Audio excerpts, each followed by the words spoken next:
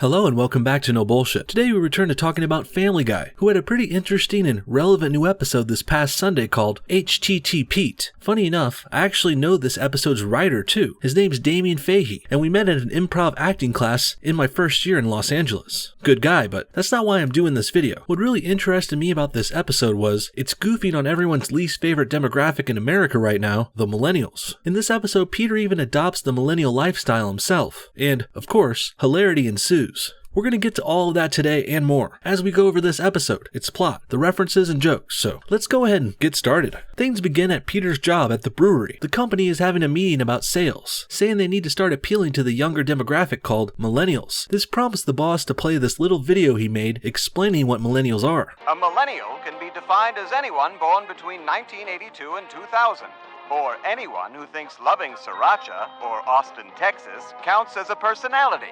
Millennials crave things like instant gratification, authentic experiences, and for some reason we haven't figured out yet, improv comedy. Alrighty, well, this is a pretty good introduction to Millennials so far. Born in the 80s or 90s, check. Thinking their love of hot sauce or Austin, Texas is a personality, check. And improv comedy even gets a mention here, which is particularly funny because I met this episode's writer at an improv class. How do you like that? Looks like we've got a pretty great start here. Family Guy is obviously gearing up to tear down the worst parts of millennial culture, and even though I'm technically a millennial myself, I certainly don't identify with any of these shallow, hipster-like millennial things. Although I am friends with Romy Millennial, and I follow Conservative Millennial as well. And then there's also Millennial Woes, who's also on YouTube. Actually, come to think of it, there's a lot of millennial YouTubers. Anyway, regardless, I'm not too much into the millennial stuff, except the improv comedy part, I guess, but that was almost 9 years ago, guys. Come on, I grew out of that a long time ago. Give me a break. Here's one millennial who has a parakeet with 9 million followers on Snapchat. Here's another who single-handedly started the hashtags that canceled 12 network TV shows she found offensive. And now I'm told she identifies as a man, so I'm being fired. Here we even get an SJW transgender keyboard warrior, talking about how these radical leftists love to complain, start hashtags, and get TV shows canceled because they hurt their fifis. And I have to say, guys, it really seems like Family Guy is on our side with this one. They don't outright call this chick an SJW social justice warrior, but we know the drill. I mean, look at her hair, look at the anger and the obsession with Twitter. Pretty obvious Family Guy hates these SJW overly sensitive assholes as much as we do. Next, we meet the new millennial employee the company hired, aptly named Hammer.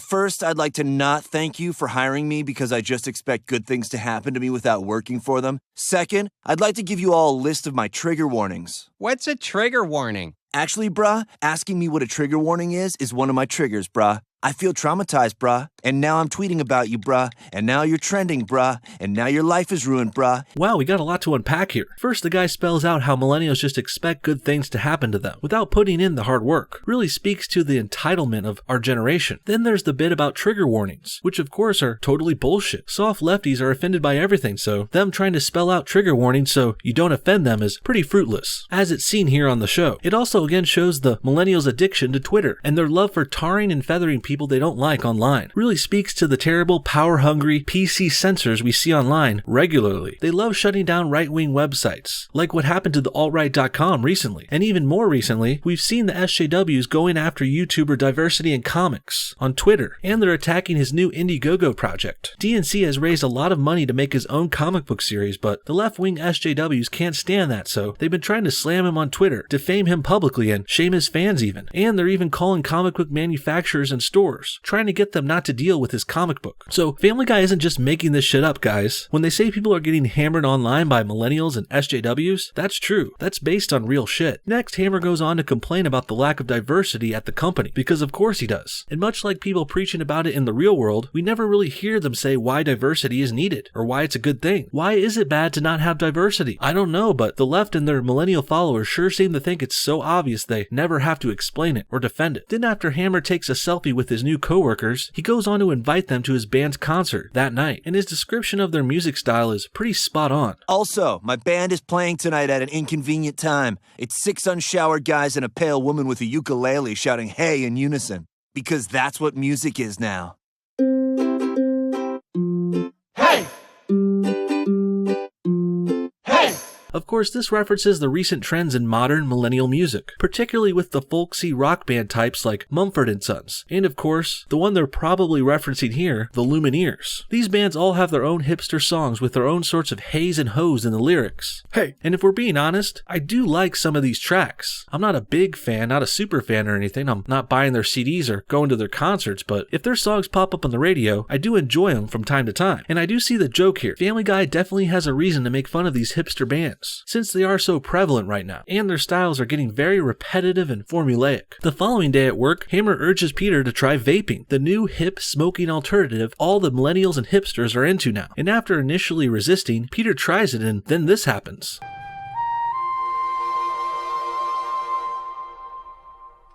What happened?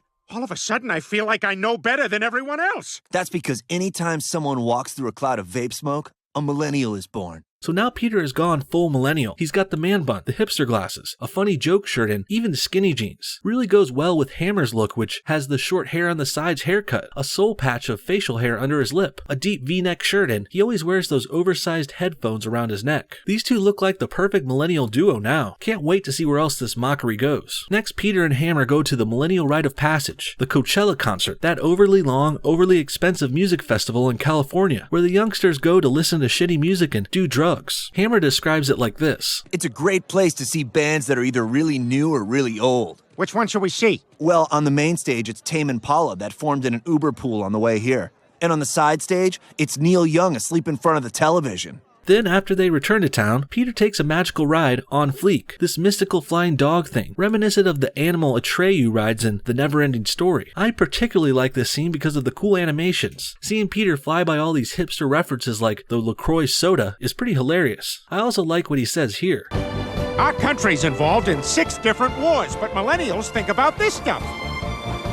And this scene and the next one really focus on the inclinations of millennials, to focus on distractions. Instead of reading the paper, worrying about work or the government or wars around the world, millennials focus on trivial pop culture bullshit like Teenage Mutant Ninja Turtles cartoons. This is also a theme that came up in yesterday's video here on No Bullshit, the video about the This Is America music video by Childish Gambino. He too seemed to be implying that young people and Americans are more focused on entertainment, singing and dancing, rather than worrying about real world issues like crime. And I have to admit, I'm guilty of this sometimes too. I think we all are in a way. It's hard to stay focused on the real world when there's so much death and sad shit going on. You have to admit. I try to do my best, but most of the time I'd rather play a video game or watch a Marvel movie over talking about really important shit. Next, we see Peter and Hammer riding down the street on those weird, self-balancing scooter things. Then Peter rattles off this line, which references pretty much every annoying hipster app I can think of. Sorry, I was taking a selfie while shooting a Snapchat, while periscoping that Snapchat, while Instagramming latte art, while Shazamming The Weeknd, while streaming Master of None, while retweeting George Takei, while saying this wins the internet, while still being hashtag so bored.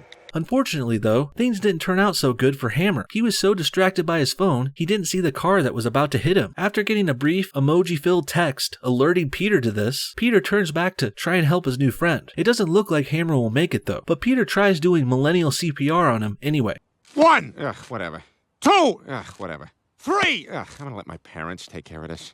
Here we see our first serious repercussion from Hammer's millennial behavior. He was so distracted, so overconfident and bold, riding that weird scooter and everything, well, it literally killed him. And I think this could be seen as an analogy for real millennials themselves. If we don't all collectively decide to wake up and look around the real world, looking away from our phones, and become more aware of the problems of the real world, if we don't make a change soon, we could end up dead like poor little Hammer here. Peter and his family go to Hammer's funeral in the next scene to pay their respects. And apparently, this millennial funeral was visited by none other than the famous internet sensation Keyboard Cat.